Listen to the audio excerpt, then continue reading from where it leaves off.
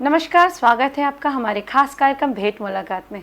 जी हाँ, आज हम बात कर रहे हैं एक ऐसे बाबा की जिनका नाम तो है कंप्यूटर बाबा, लेकिन शायद वो कंप्यूटर से इतने वाकिफ़ नहीं हैं। बाबा जी, स्वागत है आपका। जी। सबसे पहला सवाल मेरा ये है कि आपके बारे में सुना जाता है आप कंप्यूटर नहीं चलाते हैं, लेकिन पूरी दुनिया आपको कंप्यूटर बाबा के नाम से जानती है। इसके पीछे की वजह क्या है? मेरी कार की गति जो है जी कंप्यूटर की तरह है, जी इसलिए लोग मुझे कंप्यूटर बाबा। जो काम कंप्यूटर करता है वैसी गति मेरी कार की है, इसलिए लोग मुझे, चाहे वो बुद्धि भी समझे और चाहे कार्य भी समझे, इसलिए मुझे लोग कंप्यूटर बाबा कहते हैं। आपको ये नाम किसी राजनेता ने दिया था? कुछ ऐसा था कि कंप्यूटर से भी फास्ट आपका दिमाग चल रहा था किसी? लग मेरी ख्याल से सन 2000 के आसपास की बात है। 2001। हाँ, जी 22-24 साल हुए, 23 जी साल।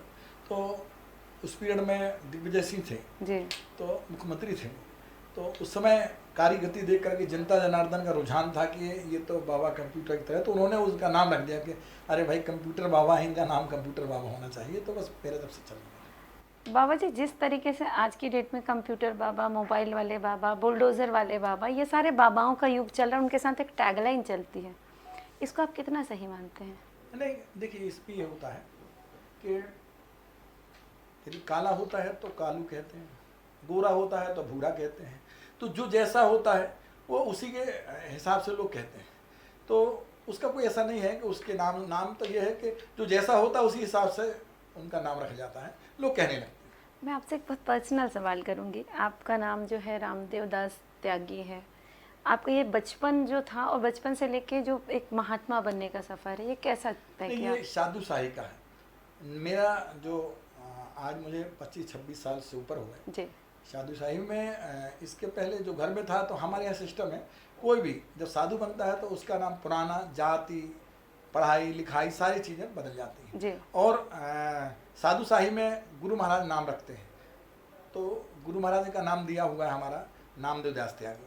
हम त्यागी संप्रदाय, वैष्णव संप्रदाय से हैं। जी जी और इसके तहत हमारा नाम जो है नामदेव दास त्यागी है। परंतु हमारे कार्यों को, हमारी बुद्धि का उपयोग देखा तो कंप्यूटर बाबा नाम होगा, तब से कंप्यूटर बाबा, और मेरा नाम कंप्यूटर बाबा के नाम से ही चलता है। बचपन आपका कैसे बीता है? बहुत अच्छा बीता। अब हम उस पीरियड में इसलिए हम नहीं जाएंगे जी कि हमारे यहाँ साधु का सिस्टम है कि आप साधु के पहले का वातावरण क्या थे, क्या यशकीर्ति थी, कितने बड़े थे, कितने छोटे थे, उस तरफ नहीं जाना है। वो हमको हम अपने गुरु महाराज के सामने सब पीछे की चीज़ छोड़ के आते हैं।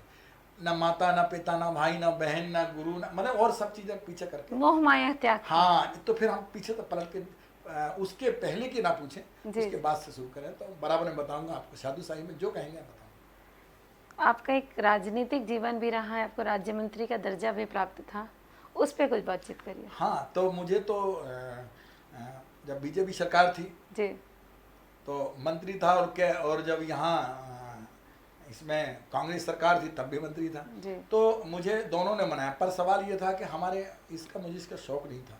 मैं तो नर्मदा बचाओ का कार्यक्रम करता था। नर्मदा बचाने का काम, नदियों को बचाने का काम मेरे शुरू से था। गौ माता को बचाने का काम मेरे शुरू से था। लगनशीलता से काम करता था।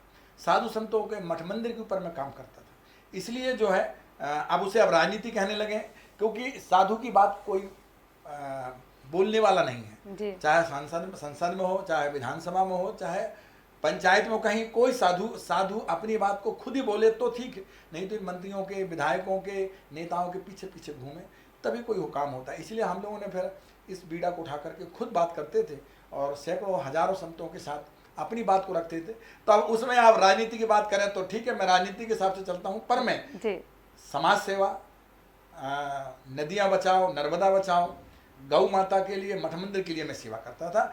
आज मैं उस पर तत्पर हूँ। और रहा सवाल कि पार्टी की बात करें, कोई भी उसमें था, क्योंकि बीजेपी में मंत्री था, फिर कांग्रेस में मंत्री, तो मेरा शुरू से था अच्छा काम करोगे तो मैं तुम्हारे साथ रहूँगा। बीजेपी काम अच्छा करती थी तो हम उनके साथ थे। जब देखा कि काम गड़बड़ करने लगे, नदियों में मशीनें चलाने लगे, पोखरण मशीनें चलने लगी, नर्मदा को बर्बाद करने लगे, तो मैंने उनसे किनारा कर दिया, उनको समझाया, नहीं माने तो हमने उनको अलग कर दिया। और सारे संतों ने मिलकर के फिर कांग्रेस सरकार, पिछले बार कांग्रेस सरकार बनाई संतों के द्वारा। मैं तो कह रहा हूँ 20-20, 30-30, 40-40 हज़ार साधु संत बड़ी बड़ी सभाएं करी और इसके बाद कांग्रेस का प्रचार किया। इसीलिए किया कि संतों ने कहा कि अब बहुत हो गई, तुम हमारा नाम लेकर के और सरकार तो बनाते हो और फिर हमारे संतों को ही परेशान करते हो, इसलिए कांग्रेस सरकार बनाई। अब विडम्बना है कि सर वो खुद नहीं चल पाए, एक अलग बात है, पर साधु संत उस तरफ है जहाँ धर्म है। हम लोग कहते हैं धर्म की जय हो, धर्म का नाश हो, जी। प्राणियों में सद्भावना हो, विश्व का कल्याण हो। तो हम धर्म की तरफ हैं। आज कांग्रेस धर्म की तरफ चल रही, इसलिए हम कांग्रेस की तरफ हैं। कांग्रेस यदि धर्म से विचलित होगी तो हम उनका भी साथ नहीं देंगे। मतलब आपकी नज़र में बीजेपी जो अभी धर्म से हट के हाँ, काम कर वो नहीं, बात तो धर्म ही करेगी, काम जी। धर्म का करेगा। ये उनमें जो है वो, मैं आपको सत्य बात बोलता हूँ कि हम लोग इसीलिए उनकी तरफ नहीं है। अब नहीं रहो तो डर बताते हैं, नाना प्रकार का डर देते, पर कोई बात नहीं, हम साधु हैं। हम तो कल भी भिक्षा मांगते थे, आज भी भिक्षा मांग रहे हो, कल भी भिक्षा मांगेंगे, 2 रोटी कहीं भी खाएंगे, जहां आप कहेंगे वहां खाएंगे, पर डर नहीं सहेंगे। हम संत हैं, हम समाज की सेवा करेंगे, नर्मदा की सेवा करेंगे, संतों की सेवा करेंगे। आप बहुत मुखर साधु रहे हैं, बहुत महात्मा आपकी मुखरता के लिए प्रसिद्ध हैं। और एक चीज़ जो देखने में आ रही है कि जो केंद्र सरकार है वो डर, जैसे आपने कहा, डर शब्द के लिए कई जगह में ईडी और आईटी के छापे भी पड़ रहे हैं, और आपके आश्रम के साथ में भी यही घटनाएं हुई हैं। तो क्या लगता है ये राजनीति का सही काम चल रहा है? नहीं, ये ऐसा, ये पूर्णतः गलत है जी। यदि विपक्ष की, देखिए हमारे संविधान में विपक्ष बनाया है, क्यों बनाया है? जिसकी सरकार आगे बस एक ही रहेंगे तो फिर कैसे, इसलिए विपक्ष बनाया है कि आप बोलें, जनता को भी अपनी बात को रखें। अब आप देखिए कोई नहीं बोल सकता, चूंकि मैं बीजेपी में रहूं तो ठीक और मैं कांग्रेस में रहूं तो ठीक नहीं, तो ये तो गलत बात। कांग्रेस में रहता नहीं, हमारे साधु संत कांग्रेस में नहीं है, बीजेपी में नहीं है। हमारे साधु संत जो है, जो अच्छा काम करे, धर्म काम करे, उसके साथ। अब आप किसी को दबाओगे, आप कहोगे आप हमारे साथ रहे, हमारी ये हमारी इच्छा, हम किसके तरफ रहें, जो हमें अच्छा लगा। तो जो है ये पूर्णतः गलत है। ईडी, सीडी, बीडी, गीडी, जो जिस ढंग से इस टाइप की जो है, ये हरकत ठीक नहीं है। मैं तो केंद्र सरकार माननीय मोदी से भी कहूँगा कि ऐसी ये भावना करेंगे तो आज आप कर रहे हैं, कल वो करेंगे, जो बनाएंगे सरकार केंद्र में वो बनाएंगे, वो करेंगे। तो ये नीति जो है ना, भी ठीक नहीं, इसलिए ये नहीं होना चाहिए, चाहे वो केंद्र में हो चाहे राज्य में हो। आपके साथ में एक बहुत बड़ा समूह है षट दर्शन साधु संत समिति का, उसमें लगभग कितने साधु हैं? हजारों साधु, हजारों की संख्या में है। और वैसे भी हमारा जो प्रेम है, तो हम लोग जब भी कभी साधु संत इकट्ठे होते हैं तो मेरे ख्याल से 10-20 हज़ार 25 हज़ार, तो कभी भी 24 घंटे में हम इकट्ठे हो जाते हैं। इसके बाद भी हम लोगों ने सरकार का विरोध नहीं किया, हमारा पूरा आश्रम तोड़ दिया, हमने सरकार का विरोध नहीं। हमने कहा कि आप उससे मर्जात हैं और कर कर खोटे काम, तो जो काम गलत करेगा वो अपने आप रहेंगे नहीं, आज नहीं तो कल आप गलत करेंगे तो प्रणाम कर, क्योंकि आप ही बात करते हैं, भगवान की बात आप करते हैं, हिंदुत्व की बात आप करते हैं, सनातन धर्म की बात करते, संतों की श्रद्धा बताते हैं। तो एक संत अच्छा और एक संत खराब है, ये तो समझ से परे है। हम तुम्हारी तरफ बोले तो ठीक, हम तुम्हारी तरफ ना बोले तो खराब, ये ठीक नहीं। और सनातन धर्म में तो सबको एक सा व्यवहार होना चाहिए। हमारी किसी राजनीति के हिसाब से बीजेपी से, कांग्रेस से या समाजवादी या बहुत किसी पार्टी से हमारा कोई लेना देना नहीं है। कोई भी काम अच्छा करेगा तो पूरा संत समाज आपके साथ। मैं बीजेपी वालों को भी कहता हूँ, आप अच्छा काम करें, धर्म के जो आप कहते हैं वो करें, हम आपके साथ हैं। आप कहते कुछ है, आपकी परिभाषा में अच्छा क्या है? धर्म से चलने का है। आप धर्म से चलिए, राजनीति करना है तो आप धर्म से चलिए, आप धर्म को राजनीति मत घुसेड़िए। आप राजनीति को धर्म, देखिए पहले हमारे, आपने देखा होगा दशरथ जी जो हैं अपना राज चलाते थे, तो उनको समझाने के लिए, उनको बुझाने के लिए दशरथ जी, वशिष्ठ जी थे, वो उनको समझाते थे कैसे चलना, उनके पास जाते थे, देश कैसे चलेगा उसके बारे में जाते थे, हमारा प्रदेश कैसे चलेगा वो भी चलता। अब कहाँ है? चाणक्य भी थे, चाणक्य भी थे, पर अब नहीं है ना। अब तो सवाल ये हो गया है कि उनके मन की बात हो तो ठीक है। साधु तो केवल एक पुतला की तरह है कि हमारी जरूरत पड़ेगी तो हम आपको बुला लेंगे, नहीं जरूरत पड़ी तो नहीं बुलाएंगे।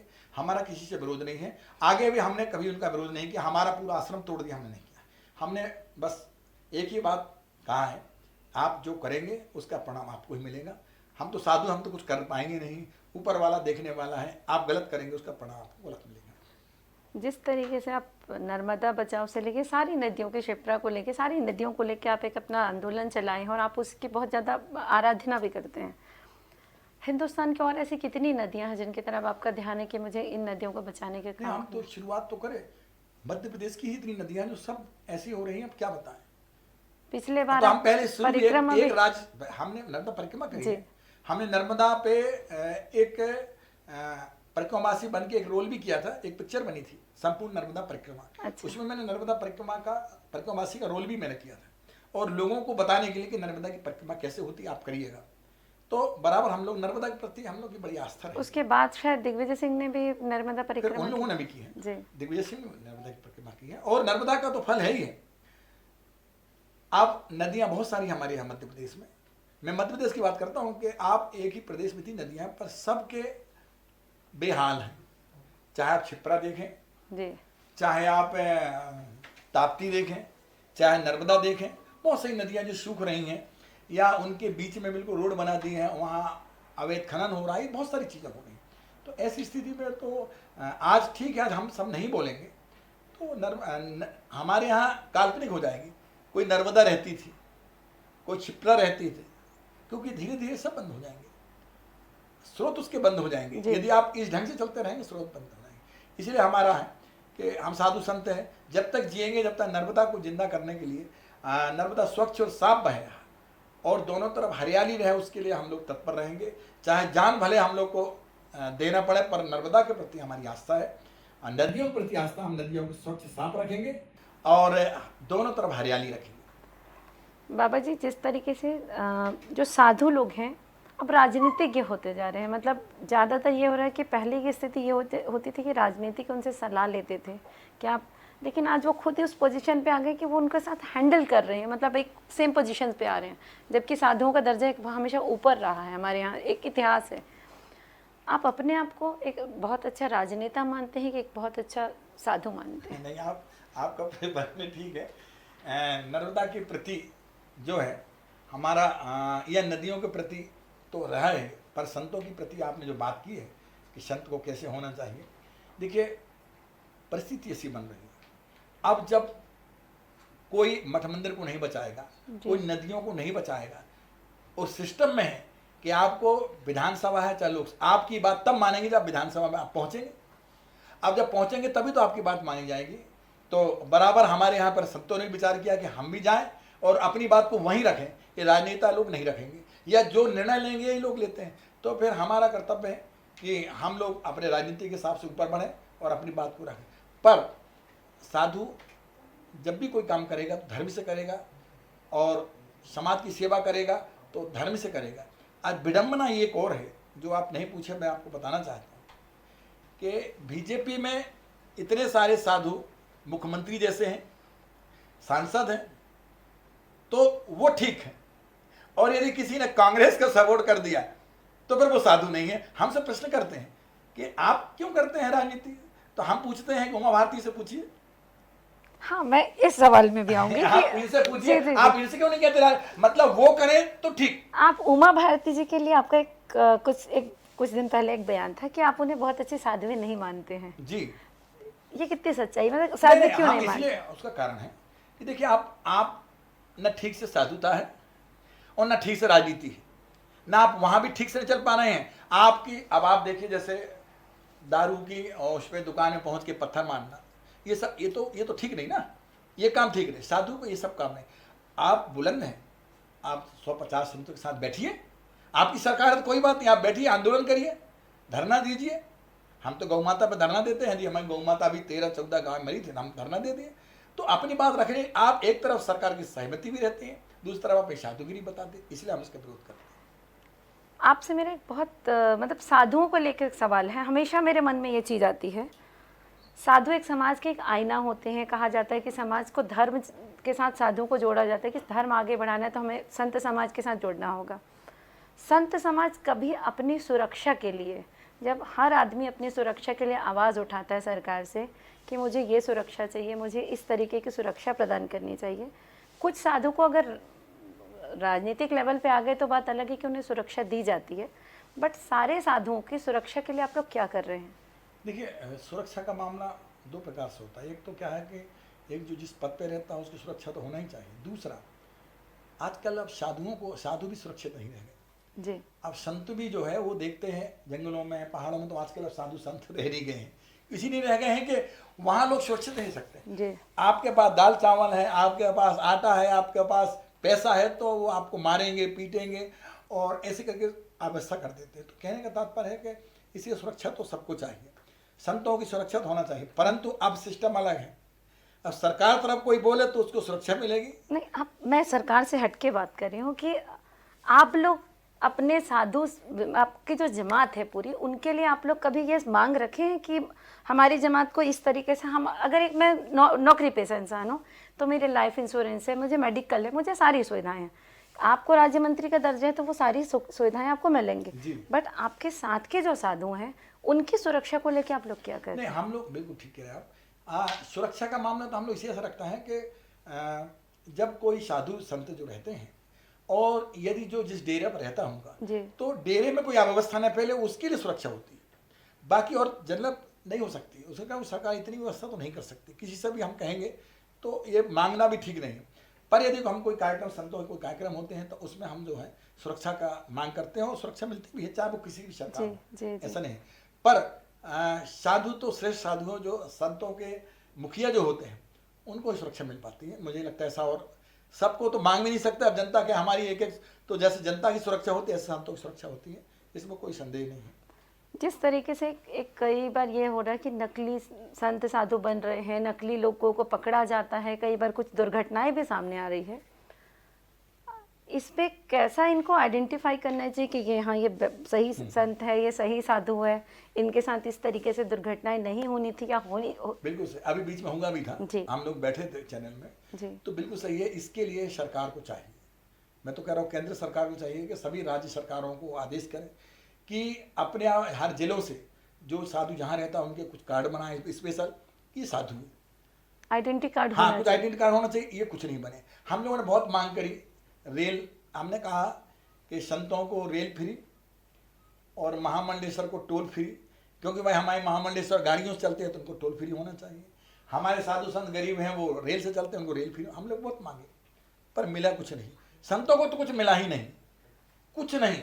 साधु संतों को आज तक कितनी चीज़ हम लोगों, हमने कहा अभी मध्य प्रदेश हम लोग रखा था कि संतों को बिजली, पानी और आवास पट्टा दी, जो जहाँ है 20 साल से रह रहा, 25 साल से रहा, वो पट्टा दिया जाए, नहीं दिए। अब जहाँ मैं रह रहा, मेरा टूटा है, मुझे करीब 17 साल हो गए रहते जी, 17 साल उसी में रहते रहे। हम बीजेपी सरकार मंत्री थे तब ठीक थे, हम जब नहीं है तब तोड़ दिया। तो कहने का तात्पर्य कि हम लोगों ने पानी की व्यवस्था, उनको बिजली फ्री दे, पानी फ्री दे और आवास फ्री दे, इतनी व्यवस्था तो कम करें, पर किया किसी ने नहीं।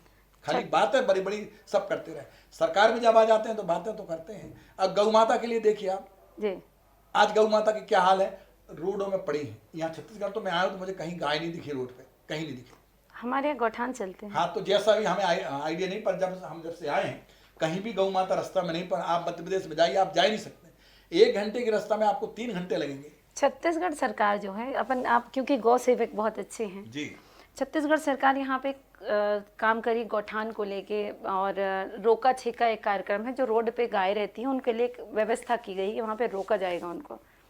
इस तरीके की कोई काम आप मध्य प्रदेश सरकार से डिमांड करते हैं कि होना चाहिए? मुझे लगता है जब आशा ही नहीं है। जी, अभी मैं आपको बता, 1 महीने पहले गाय जो है ट्रकों से मर गई, 13 14 एक साथ मरी। इसके लिए हमने निवेदन किया, हम धरना भी दिए, 3 घंटे बैठे भी, कलेक्टर भी आए, सब उनने आदेश भी दिए। कलेक्टर ने आदेश दिए कि कोई भी गाय रोड पर नहीं रहेंगी, ये यहाँ नहीं रहेंगी, वहाँ नहीं रहेंगी, पर कोई आदेश का पालन नहीं हुआ। और गाय आज भी हजारों लाखों की संख्या में गाय पूरी रोड में पड़ी हुई है, जिससे उनका गाय भी मर रही हैं और जनता भी मर रही है। इसलिए मेरा आपसे है कि वहाँ मध्य प्रदेश में तो हम कुछ कह नहीं सकते, क्योंकि जब कुछ करना ही नहीं है। मैं छत्तीसगढ़ सरकार को आपके माध्यम से मैं धन्यवाद देना चाहता हूँ, धन्यवाद सरकार को, कि माननीय मुख्यमंत्री भूपेश बघेल जी को, कि जिन्होंने गाय की वजह से, गाय में इतना प्रसन्न हूँ कि मुझे कहीं, मैं गाड़ी से आया हूँ, मेरा मंडला कार्यक्रम था, फिर कवर्धा था, यहाँ लगातार आया हूँ, मुझे एक गाय कहीं नहीं मिली। और यानी मैंने देखी भी है तो एक बाड़े में गाय जो है, एक साथ गाय, हमने कि कैसी गाय है, कोई आइडिया है इनको कि गाय रोड पे नहीं आती है। जब मगर आपने बताया ना कि रोका छेका वो बनाया है, तो ये सिस्टम उनका होगा, जो भी होगा। गाय, एक भी गाय मुझे रोड में नहीं मिली, तो मैं धन्यवाद देना चाहता हूँ। ऐसी व्यवस्था की यहाँ की सरकार से, हमारे मध्य प्रदेश सरकार ऐसा सीखे, ऐसा काम करे, तो मुझे लगता है मध्य प्रदेश में भी गौ माता की रक्षा हो। चुनाव पास है, मध्य प्रदेश में भी चुनाव 2023 में है और छत्तीसगढ़ में भी है। चुनाव के समय साधु संतों की बहुत कीमत बढ़ जाती है, उन्हें बहुत डिमांड होता है, उन्हें हर जगह बुलाया जाता है। इस विषय में छत्तीसगढ़ सरकार की तरफ से आपको कुछ ऐसा है निमंत्रण है कि आप हमारे साथ आइए, कुछ सलाह दीजिए? नहीं, ऐसा नहीं है, ऐसा नहीं। पर सवाल ये है कि छत्तीसगढ़ सरकार में माननीय हमारे जो मुख्यमंत्री बघेल जी जी। हैं, मुझे लगता है कि इनका जो है कार्य गति इतनी बढ़िया है।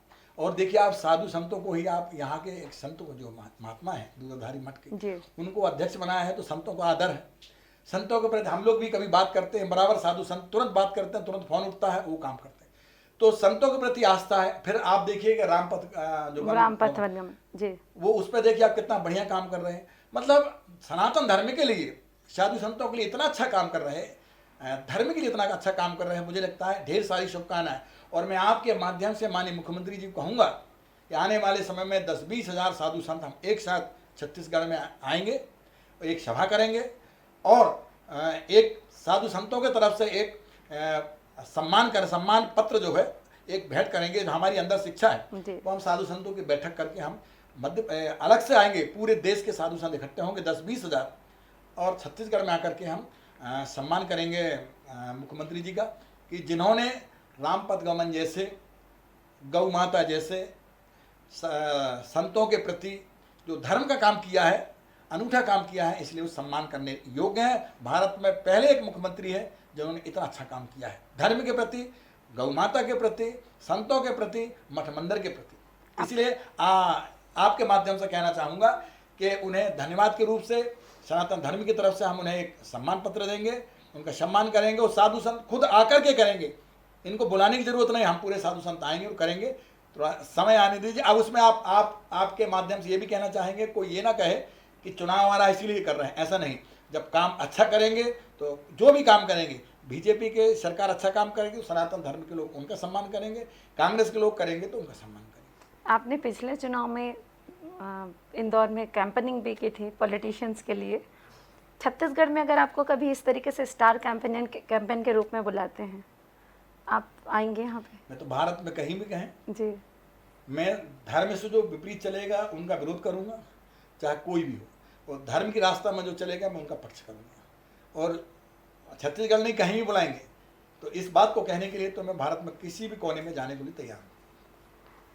आप पूजा पाठ करते हैं, आपकी जो डेली रूटीन है उसमें मुझे पता चला है कि आप गंगा मैया का और क्षिप्रा का कुछ जल वगैरह लेके करते हैं। नहीं, मेरे पास जो है, मैं ओरिजिनल को ज़्यादा मानता हूँ। मैं नर्मदा का जल और गंगा का जल रखा हूँ। मैं ओरिजिनल की उनकी ही पूजा करता हूँ, रखा हूँ, और उनकी पूजन करके रोज मेरे पास अभी रखा है, कहें तो मैं बता सकता हूँ कि नर्मदा का जल आज भी मेरे पास, रोज मैं एक घूंट जो जल पीता हूँ, बिना नर्मदा के नहीं रह पाता हूँ।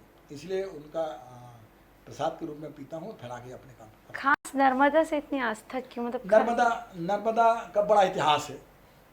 परिक्रमा गंगा की तो नहीं लगाई जाती है, नर्मदा की लगाई जाती है। तो किसी की परिक्रमा लगाना, इसका मतलब एक श्रेष्ठ, गणेश जी ने अपने माता पिता की परिक्रमा की थी, तो माता पिता श्रेष्ठ हैं, इसीलिए उन्होंने लगाई थी। अब इसकी बड़ी व्याख्या लंबा करेंगे तो टाइम लगेगा, फिर कभी हम बात करेंगे आपसे। नर्मदा पवित्र है, इसलिए उनके प्रति सबकी आस्था रही है।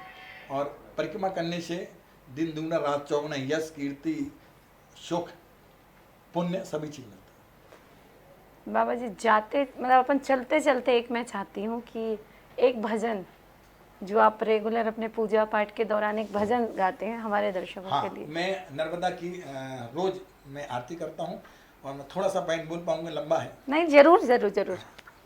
मैया अमरकंठ वाली तुम हो भोली भाली, तेरे गुण गाते हैं साधु बजा बजा के ताली। ओ मैया अमरकंठ वाली तुम हो भोली भाली, भूरे मंगर पर कीन सवारी, हाथ कमल का फूल, सबको देती रिद्धि सिद्धि, हमें गई क्यों भूल। मैया अमरकंठ वाली तुम हो भोली भाली, नर्मदा चार भुजा धारी तुम हो भोली, नर्मदा मैया की जय। बहुत बड़ा है, पर आपके गाने से ना हम आपके दिल में बसी हैं नर्मदा मैया। आपका जो गाने के जो शब्द निकल रहे थे बहुत दिल से निकल रहे थे। तो हर व्यक्ति को दिल से ही करना चाहिए। हम लोग भगवान की हो, चाहे मनुष्य की हो, चाहे गौ माता की हो, चाहे संतों की, सेवा दिल से ही करते हैं। मैं आपके माध्यम से जनता जनार्दन भक्तों को, माता बहनों सबको कहना चाहूँगा कि भगवान के प्रति आस्था भले थोड़ी रखें पर दिल से रखें, ईश्वर के प्रति दिल से आस्था रखें और समाज की सेवा करते रहें। भूखे को भोजन और प्यासे को पानी, जनता जनार्दन को चाहिए ऐसा करते रहें। आप दिन दूना रात चौगुना आपकी कीर्ति भी होगी और धन धान से परिपूर्ण होगी। धन्यवाद। मैं आपके चैनल स्वदेश चैनल को बहुत बहुत धन्यवाद दूंगा कि आपने धार्मिक रूप से ऐसी बातें करी। मैं आपको बहुत बहुत धन्यवाद देता हूँ। दोस्तों, ये थे कंप्यूटर बाबा जो धर्म की बात भी करते हैं और कर्म की बात भी करते हैं। आज इनसे हमने इनके पारिवारिक, इनके राजनीतिक और साथ साथ में धर्म की बहुत लंबी चर्चा की। अगली भेंट मुलाकात में हम इसी तरीके से किसी शख्सियत से आपके फिर मुलाकात करवाएंगे। तब तक के लिए नमस्कार। नमस्कार सर।